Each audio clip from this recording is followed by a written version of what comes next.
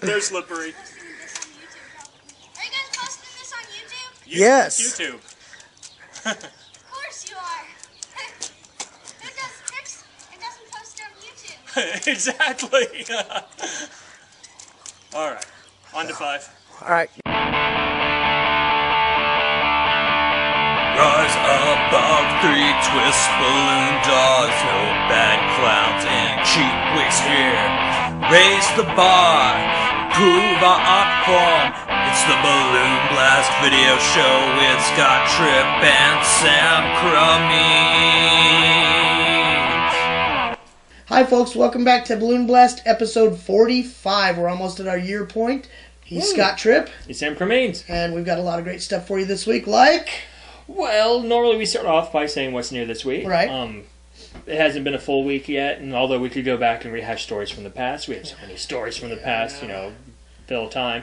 Instead of filling time, let's look to some challenges from our viewers. All right. Well, our first challenge is Sanders Ong. He asked us how much air pressure would it take to fully inflate a 260, and then what would be the pressurized air volume of said 260. That's the question. I thought, because I read it like this. Blah, blah, blah, blah, blah, blah. I'm Sanders Ong. Look at my mohawk. Blah, blah, blah. Okay, so I must have misunderstood the question. So what was the answer to that? The answer to that is, I'm not doing that. No. Sanders, man, I love you, but no. That's a lot of work, and I'm lazy. Right, Okay. he asked for science, and we're more about tomfoolery. And, Tomfoolery and raw brute force, yes. So we had a more legitimate question. Yes, we did. And that question comes to us from Sammy Duper Smith, wanting to know what other uses for ninja heads we could come up with. Oh, I don't have an uninflated ninja head here, so we pre-made some. Yes, we did. Which one do you want to start with? Oh, let's start with this one in my... I got this one. Okay, whatever. What we did here is we made the ninja body. We added a football. We drew a mask and a stripe over the helmet. Oh, you have a logo over there? Got a logo over here. We'll put an Oakland Raiders on it because the black helmet, normally those are silver, but, we'll do what we can. Well, normally they're not ninjas either. Right, normally they're not ninjas, but...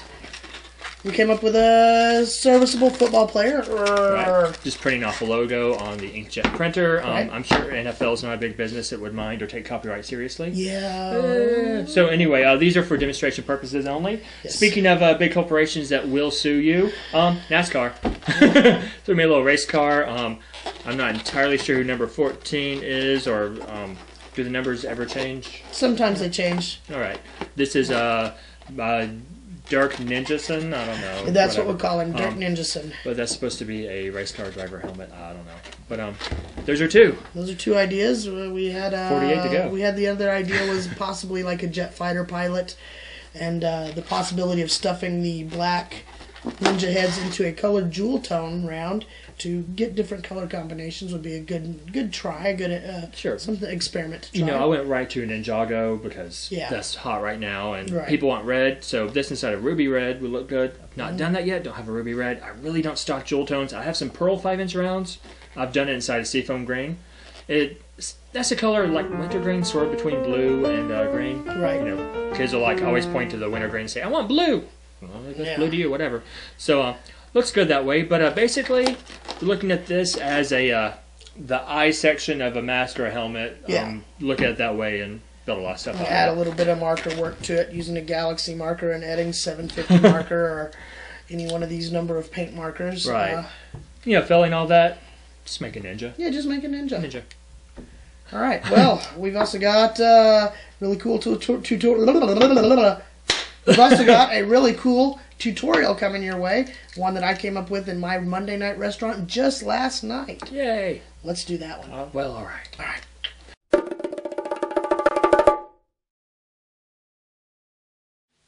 All right, it's tutorial time. This is one I had. It was one of the most unique requests I've ever had in Middle Tennessee, especially.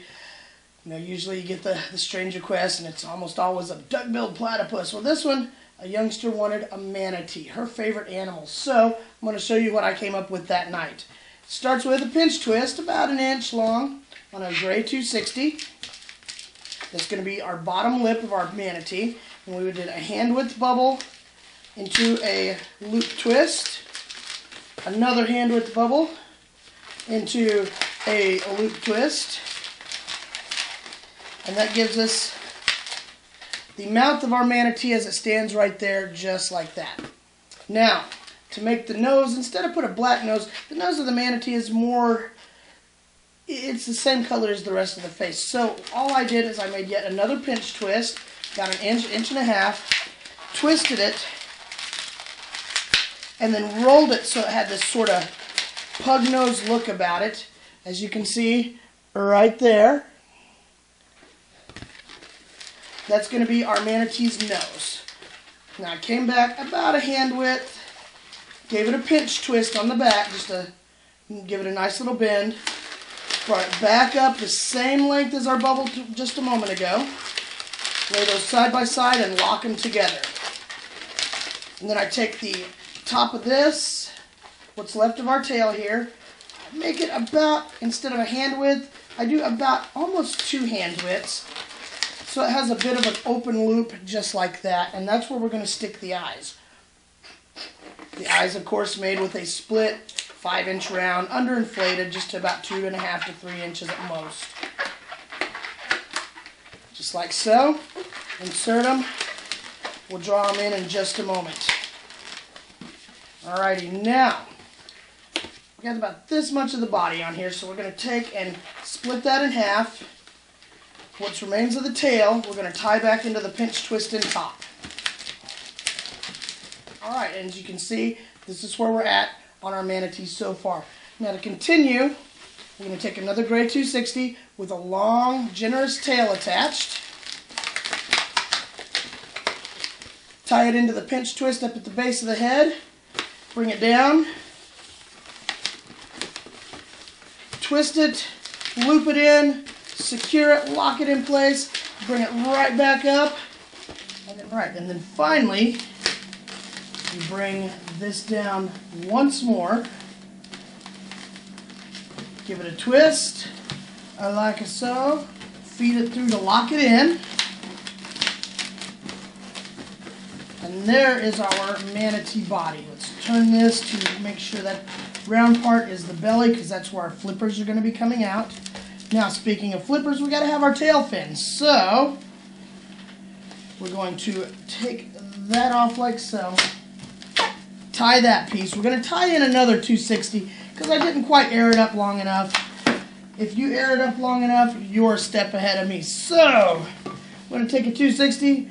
I'm going to put a pinch twist in the end of it on the nozzle end, followed by another pinch twist. This will help stabilize the fin, keep it pointed in the right direction. And we're going to feed those 2 pinch twists through the body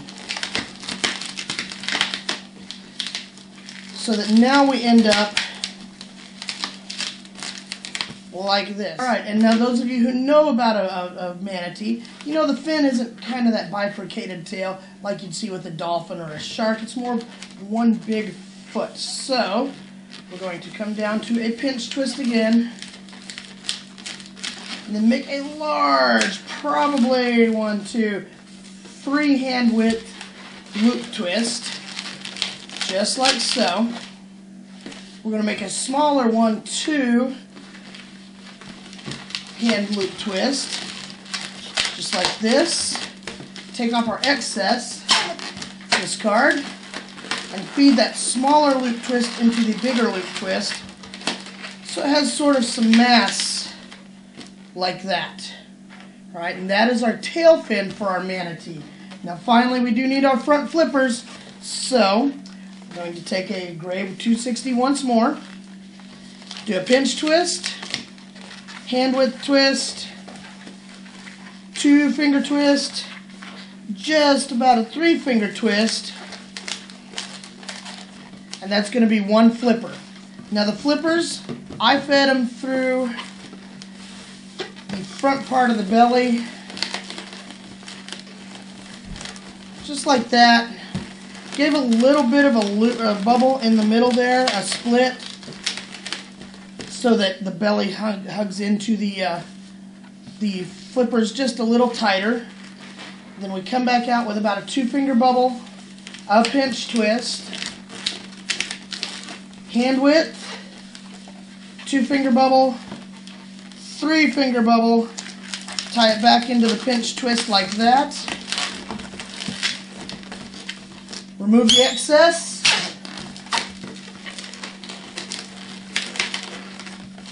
Tie your tail back in to the pinch twist. Take your Sharpie, your Expo, I personally use Expos. Add some eyes, rather pupils to the eyes. Some little whiskers.